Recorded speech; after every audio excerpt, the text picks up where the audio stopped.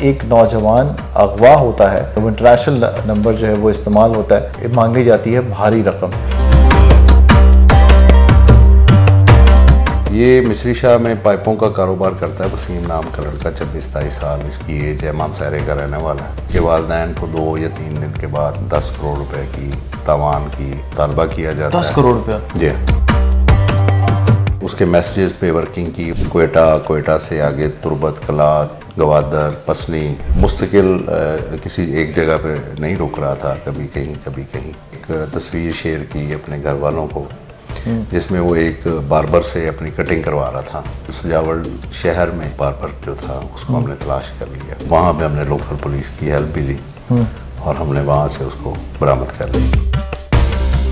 3 पत्ती के चक्कर में मैं 2.5 से 3 करोड़ रुपए का नुकसान कर चुका हूँ, जो मैं मुख्तलिफ वक्तों में खेलता रहा और हारता रहा। मार्केट के लोगों की कमेटियाँ थी, उनको फेस नहीं कर सकता था, अपने फैमिली को फेस करने से डर गया। जो PTA अप्रूव्ड ऐप्स हैं उनको इस्तेमाल करें, ताकि अगर आपके साथ खुदा न खास्ता कोई मिसहैप होता है तो हम लोग उसको ट्रेस भी कर सकें और उनके खिलाफ कानूनी कार्रवाई भी कर सकें। अस्सलाम वालेकुम जी, आप देख रहे हैं न्यू डिजिटल और मैं हूं नोमान मकसूद। एक बहुत ही इंटरेस्टिंग स्टोरी आपके सामने लेके आ रहे हैं, जिसमें एक नौजवान अगवा होता है। उसके बाद उसकी फैमिली को मुख्तलिफ नंबरों से जो है वो इंटरनेशनल नंबर जो है वो इस्तेमाल होता है और उसमें उसके अगवा के बदले जो है वो मांगी जाती है भारी रकम। मामला जो है वो थाना शालीमार में आता है, मुकदमा दर्ज होता है, लेकिन उसके बाद केस आता है किडनैपिंग फॉर रैंसम यूनिट के पास और राय आतिफ साहब इस मामले की तफ्तीश करते हैं। उसके बाद इस मामले को जो है वो किस तरह से सॉल्व किया जाता है, नौजवान कैसे बरामद होता है और किस तरह से ड्रामाई अंदाज में ये किडनैपिंग हुई और उसके बाद वो नौजवान बाजियाब हुआ, ये देखेंगे आज की इस वीडियो के अंदर आप। राय साहब, केस बड़ा इंटरेस्टिंग है। वसीम नाम है इसका, 28 साल इसकी एज थी। थाना शालीमार की हुदूद से अगवा होता है। कैसे आता है पुलिस के पास ये केस, ख़ास तौर पे जो आपका किडनैपिंग और रैंसम यूनिट है इसके पास, और उसके बाद कितना भगाता है इस केस का मामला जो है आपको? बिस्मिल्लाहिर्रहमानिर्रहीम। ये हमारे मई में ये केस रिपोर्ट होता है और चूँकि हमारा अगवा रहता मान सेल है, तो ऐसा कोई भी मामला लाहौर में हो तो हम लोग फ़ौरन पैरेलल काम करते हैं लोकल पुलिस के साथ और उस पर अपनी वर्किंग भी करते हैं और अपने अफसरान को। तो कैप्टन साहब ने हमारा स्पेशल इस पे टास्क लगाया होता है। ये मिस्री शाह में पाइपों का कारोबार करता है। वसीम नाम का लड़का 26-27 साल इसकी एज है, मानसहरे का रहने वाला है। ये यहाँ पे काम करता है और ये गायब हो जाता है। तो इसके वालिदैन को 2 या 3 दिन के बाद 10 करोड़ रुपए की तावान की जो है मुतालबा किया जाता है। 10 करोड़ रुपया? जी। और ये चूँकि मिस्री शाह ताजरों का इलाका है और सारा काफ़ी बड़ा ये बिज़नेस हब है, तो काफ़ी परेशानी का बायस बनता है ताजर बरादरी के लिए और बड़ी हाइप क्रिएट होती है। अफसरान बाला भी इसमें काफ़ी इन्वॉल्व होते हैं और सीरियस होते हैं इस सिलसिले में। तो हम लोग उस पर काम शुरू करते हैं। उस पर हमें सोशल मीडिया का इस्तेमाल बहुत ज़्यादा नज़र आया। उसकी जो बैकग्राउंड हिस्ट्री थी, उसका जो डाटा हमने चेक किया और वो उसको बहुत ज़्यादा तेज़ी से उसे समझता था और उसे इस्तेमाल करता था। हमें उस पर उसके मैसेजेस पे वर्किंग की, उसकी जो वॉइस मैसेजेस आ रहे थे और उसकी पिक्चर्स वगैरह आ रही थी, उनकी बैकग्राउंड्स आ रही थी। तो उसके बाद उसकी लोकेशन जो है बलूचिस्तान में आनी शुरू हुई। कोयटा से आगे तुरबत, कलात, गवादर, पसनी, इन एरियाज़ में। और वो मुस्तकिल किसी एक जगह पे नहीं रुक रहा था, कभी कहीं कभी कहीं। तो हमारे लिए काफ़ी वो एक टफ़ टास्क बना हुआ था, क्योंकि उसमें तावान भी काफ़ी ज़्यादा मांगा जा रहा था और ताजर बरादरी का काफ़ी प्रेशर था और आवाम में काफ़ी हरासमेंट थी। बिल्कुल। तो हमने उस पर काफ़ी उसकी अकाउंट्स चेक किए तो हमें कुछ अंदाज़ा हुआ कि ये कोई इन्वॉल्व है किसी पैसों के लेन देन में। तो इसकी चेक किया तो कुछ कमेटियों के पैसे इसके पास 2.5-3 करोड़ रुपया था। इसकी बैंक ट्रांजैक्शंस जो थी वो काफ़ी ज़्यादा थी। 2 महीने में तकरीबन कोई करोड़ के करीब इसने ट्रांजैक्शन की हुई थी और इस तरह वो मामलात काफ़ी मशकूक थे। लेकिन वो परेशानी तब तक हल नहीं हो सकती थी जब तक वो बरामद ना होता।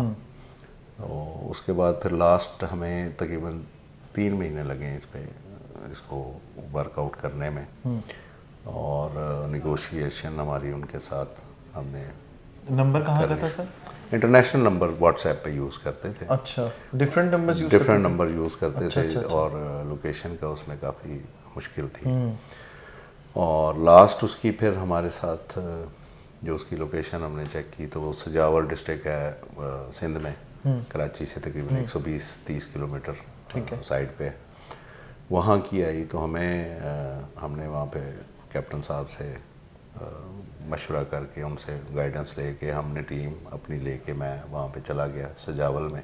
ठीक है। इस दौरान उसने हमें वहाँ पे एक तस्वीर शेयर की अपने घर वालों को, जिसमें वो एक बार्बर से अपनी कटिंग करवा रहा था। वो हमारे पास वही एक क्लू था। और जब वहाँ पे हम मौके पे पहुँचे तो वो टावर्स जो थे वो 26 किलोमीटर के डाया में वो टावर्स थे। तो वो बड़ा मुश्किल था कि वो एक एक गांव में हम जाके उसको चेक करें, तो बड़ा वो काफ़ी हमें मुश्किल लगा। लेकिन अल्लाह ताला ने मेहरबानी की और अफसरान ने हमें गाइड करते रहे, वक्तन फ़ौक्तन जहाँ भी ज़रूरत हुई हमारी हेल्प हुई।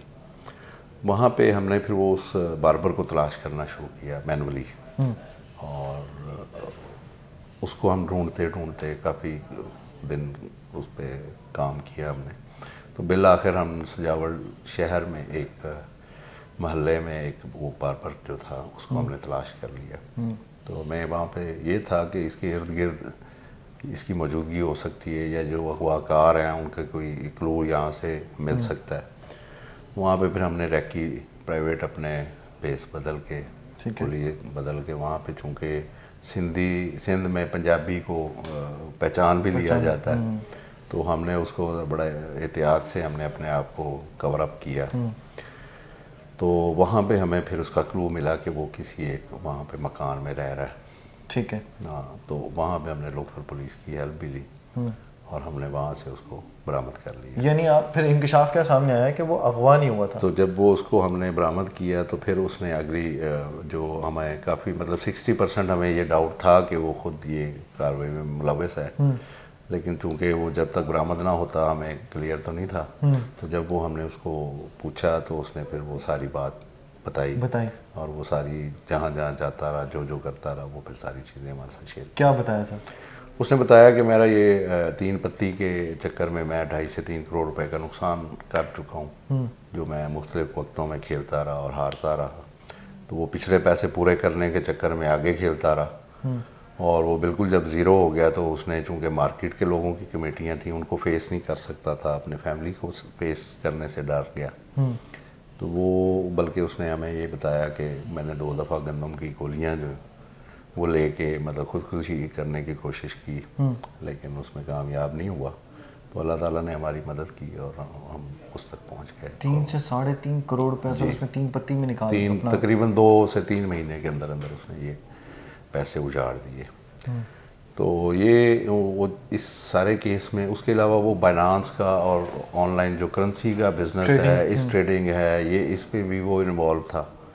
तो हम लोगों ने फिर ये मैसेज कैप्टन साहब ने भी दिया है, कैप्टन लियाकत अली मलिक साहब ने सोशल मीडिया पे भी, और हमारे भी तरफ से भी ये मैसेज दिया गया है आवाम को कि जो ऐप्स हैं जिनका जो बनाने वाला जो है, जो डेवलपर है, जो पाकिस्तान का नहीं है, जो इंडिया से है या श्रीलंका से है, साउथ अफ्रीका से हैं, तो आप लोग जो भी एप्लीकेशन यूज़ करें उसमें आप उसका बैकग्राउंड, उसका डेवलपर की जो एड्रेस है वो ज़रूर चेक करें, और जो PTA अप्रूव्ड ऐप्स हैं उन पे फोकस करें, उनको इस्तेमाल करें, ताकि अगर आपके साथ खुदा न खास्ता कोई मिसहैप होता है तो हम लोग उसको ट्रेस भी कर सकें और उनके ख़िलाफ़ कानूनी कार्रवाई भी कर सकें। मोस्टली ये ऐप्स जो हैं वो फेक हैं और वो सिर्फ आप लोगों के पैसे निकलवाने के लिए मुख्तलिफ हरबे इस्तेमाल कर रहे हैं, और उसमें नौजवान बच्चों को ये समझ नहीं आती कि हमारे साथ क्या खेल खेला जा रहा है।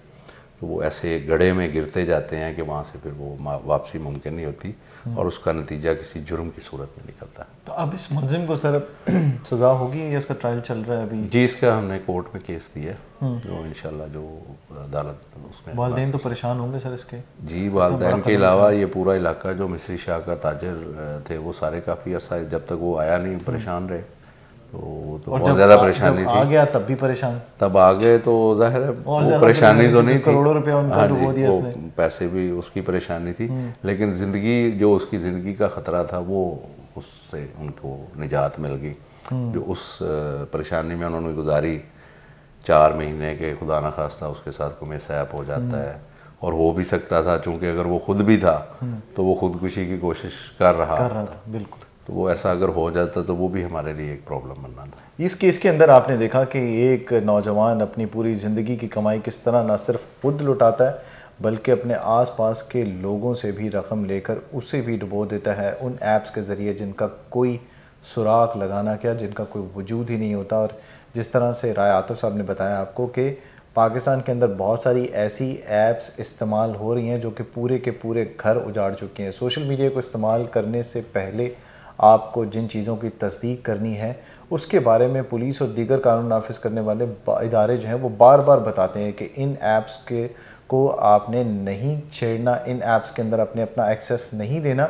और बहुत सारे ऐसे केसेस हैं जिनके अंदर आपकी गैलरीज तक ये ऐप्स घुस जाती हैं और फिर उसके बाद आपके लिए और आपके घर वालों के लिए परेशानी का सामना करना पड़ सकता है। तो ये वीडियो आपको कैसी लगी, इससे मुतल्लिक आपने ज़रूर बताना है। अगली वीडियो तक हमें दीजिए इजाज़त। अल्लाह हाफ़िज़।